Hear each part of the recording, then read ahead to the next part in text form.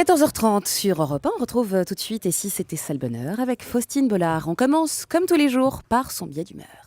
Un cas de conscience s'est posé en préparant cette émission. Est-ce qu'à force de répéter que nos vieux sont de moins en moins vieux, on ne serait pas, nous, en train de les empêcher de vieillir? C'est vrai, aujourd'hui, dans tous les magazines, à la télé ou à la radio, sont proposés des articles ou des reportages sur ces seniors. Oui, parce qu'on doit dire seniors, c'est plus politiquement correct. Ces seniors donc, qui jouent à la Wii, s'inscrivent sur des réseaux sociaux, réclament leurs 2 orgasmes hebdomadaires, s'habillent comme nous, revendiquent leur goût pour le sport, les sorties ou encore la chirurgie esthétique. Hier, à l'occasion de la fête des grands-mères, je m'interrogeais justement avec l'une de mes aînées. Est-ce qu'on ne serait pas en train de faire basculer sur les épaules de nos parents toute la pression qui pèse sur nous, la génération d'en dessous?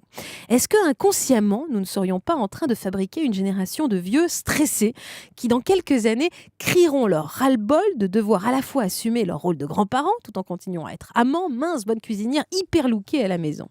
Ça me fait bien rire, me répondit la première concernée. Selon elle, ce sont nos propres angoisses de vide que l'on projetterait sur nos ascendants. Eux sont heureux de ne rien faire, parce qu'ils ont tellement vécu et profité qu'ils peuvent aussi apprécier le néant. Arrêtez de vouloir nous faire faire des choses tout le temps, me reprochait-elle à demi-mot.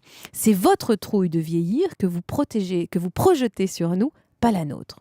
Personnellement, même si je sais que par définition, les lignes vont forcément bouger, je suis un peu en manque de vrais vieux, de caricatures de grands-pères jardiniers, de mamies colliers de perles un peu réac, le parfum désuet, les chandails qui grattent, les lunettes au bout d'une chaîne autour du cou, le maquillage qui sent un peu trop fort. On a tous, dans un coin de notre tête, l'empreinte fanée d'un authentique vieux qu'on a aimé.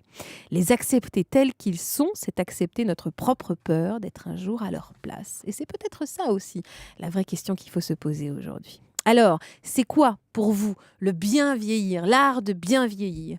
On vous pose la question sur Europe 1. Bienvenue dans Et si c'était ça le bonheur?